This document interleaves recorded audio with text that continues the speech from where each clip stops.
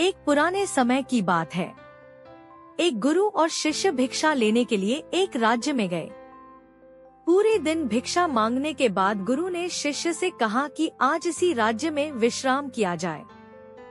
दोनों ने रात्रि का भोजन किया और फिर सोने ही वाले थे कि वहां एक चोर आ गया जो कि राजमहल से सोने और चांदी के आभूषण चोरी करके लाया था और उसके पीछे राजा के सिपाही पड़े थे।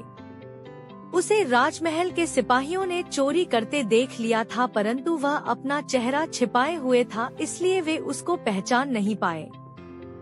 चोर ने गहनों की थैली उनके सामने फेंक दी और वहां से भाग गया।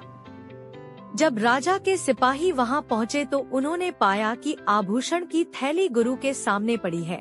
यह देख के उनको लगा कि इन दोनों ने ही चोरी की है और वे लोग उनको पकड़ के राजा के पास ले गए। उन दोनों के लाख मना करने पर भी राजा ने उनकी एक न सुनी और अगले ही दिन दोनों को फांसी देने का फैसला सुना दिया।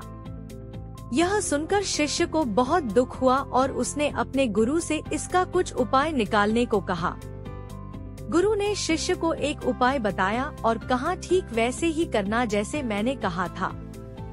और फिर अगले दिन दोनों को फांसी देने की तैयार हो गई। राजा ने बोला, पहले कौन फांसी पे लटकेगा? तो इतने में गुरु ने बोला, पहले मैं लटकूंगा। उसके तुरंत बाद शिष्य बोला, नहीं पहले मैं लटकूंगा।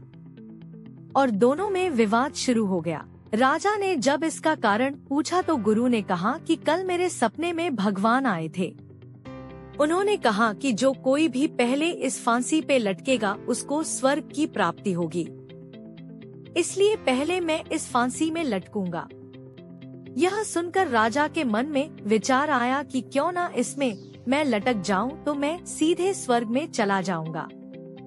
इस तरह राजा ने दोनों की सजा माफ कर दी और खुद ही फांसी पे लटक गया।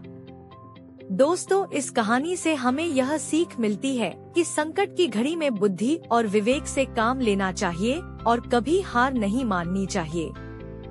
दोस्तों, अगर आपको यह कहानी पसंद आई हो, हमारे चैनल को लाइक और सब्सक्राइब करना ना भूलें।